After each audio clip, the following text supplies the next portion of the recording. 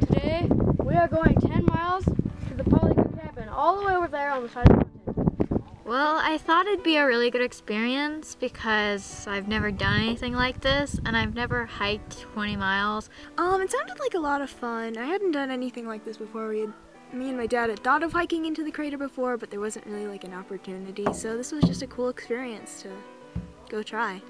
I did it because I've just been sitting at my house all day during summer. I just felt like going out and enjoying the world. Because I didn't do it before and I really wanted the experience, and my parents did it, so I was like, oh, it sounds fun. Being able to go and do something cool like this. I've never been in the crater before. It's just kind of surreal because well, I'm in a crater. I've never been in a crater before. I wanted to come on this crater trip because I've never been inside Haleakalā past the visitor center, and it sounded like a good workout. To be honest, that's why. These days, so many kids are on their phones all the time, and even when they are out in nature at a park or something, they're probably still on their phone. And this trip we were told not to use our phone. It's really nice to kind of just unplug from it. And then it's also really nice just to talk to people. I mean, hiking down here, I talked and learned so many new things about people.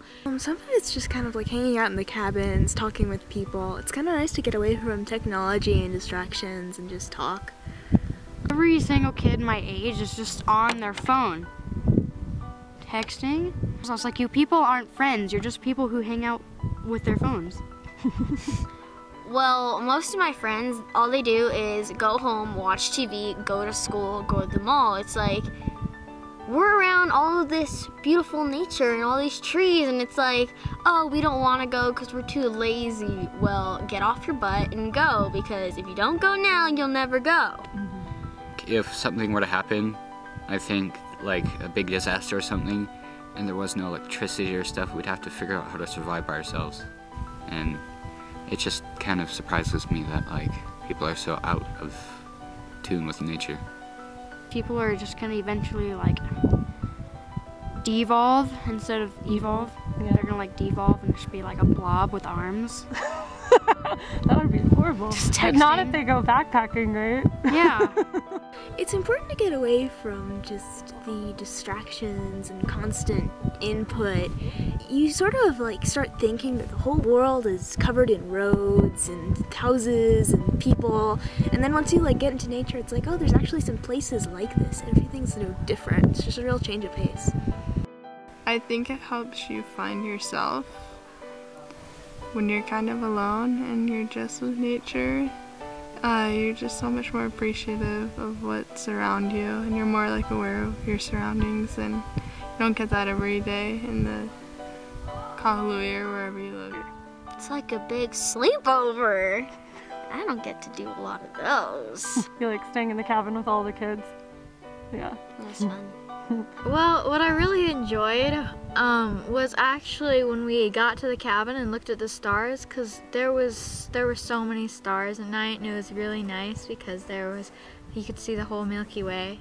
Second cabin we stopped at was in this really cool little meadow, and so just the surroundings and all this.